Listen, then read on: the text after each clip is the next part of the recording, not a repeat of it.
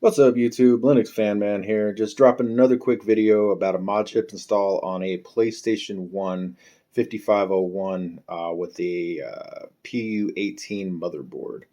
Um, Now this video was done back in 2012, so you guys will notice some differences between the modern wiring diagram and the old one that I went by. The differences is pin 1, the power wire, is actually filtered through a capacitor on the new diagram, which is basically a little bit better for the chip. It fixes some sync issues and other things. So I would do it with what's on the wiring diagram and not what I did on this, because that's the old school version of it. And then pin 5 goes to a different location on the same chip. The trace is in the same place, so it's kind of a preference whether you want to put it in one spot or the other. So that's kind of the differences that you guys might notice in the video here. But anyway, let's go ahead and get to the video, guys. Go ahead and like, comment, and subscribe down below. Have a good one. Peace out. This is the model 5501, and I'm going to go ahead and install the Modchip on this one. This one's a little different. Like I said, you have to take the entire thing apart and take the motherboard out and solder the chip onto the back side of the motherboard. So let me go ahead and get the screws out and everything. I'll show you what this one looks like on the inside. Alright guys, here's the model 5501 PlayStation 1. I removed the screws, so let's go ahead and take the top off here.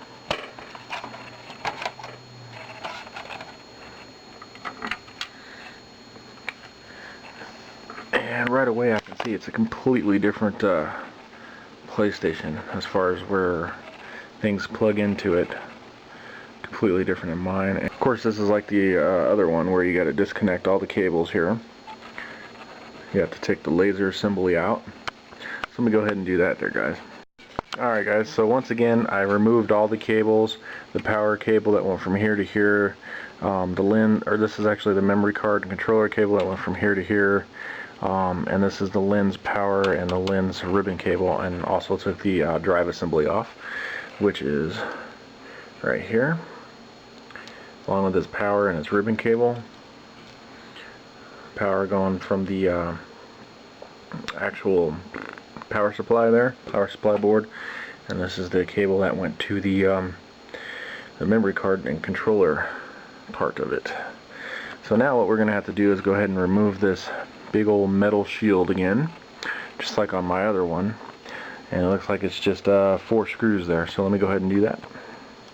Okay guys, so here is the motherboard right here in my hands to the PlayStation 1 model 5501. So as we can see, this is the front part here, and it's completely different than it was on the 7501. But what we're going to do, we're going to flip it over, and we're actually going to be working on this part of the motherboard right in here is where the Modchip, most of the Modchip is going to solder onto. So what I'm going to do is go ahead and do the soldering, get everything soldered on and everything so it looks good, and then I'll go ahead and go to macro mode and show you guys where the solder points are. Alright guys, I went ahead and soldered the chip on here. Here's the chip again, and like I said, it has 8 pins on it, but pin number 2 is not used. So I'm going to show you all the individual little solder points here.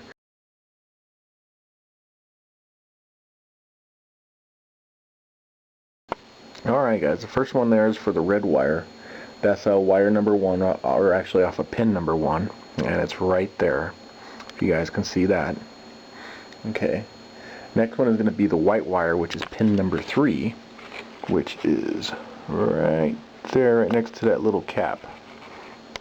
If you guys can see that right there. Right there. Okay, then pin number 4, which is the blue wire, is right there. I put a lot of solder on that one, but it's not going to bridge to anything, so I think we're good to go.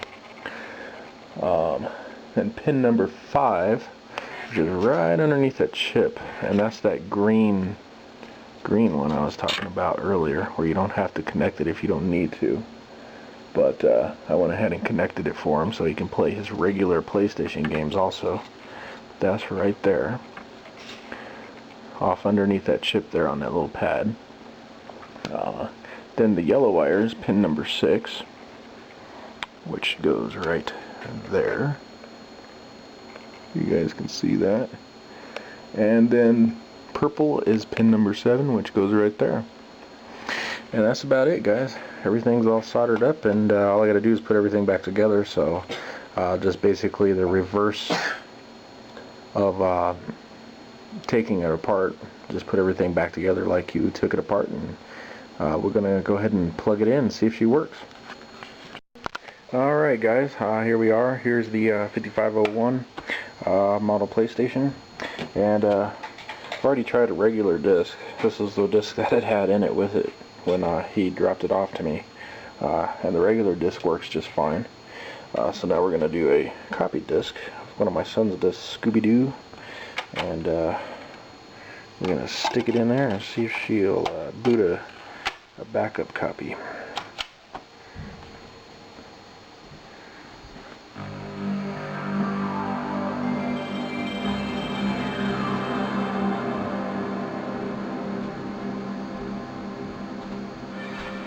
Yep, she's loading the disc, so it looks good. Great. Anyway, guys, if you guys got any questions about the Model 5501, if you're modding it, just let me know. Go ahead and post it in the comments or PM me. Hopefully I'll be able to help you guys out. Alright, peace out, guys.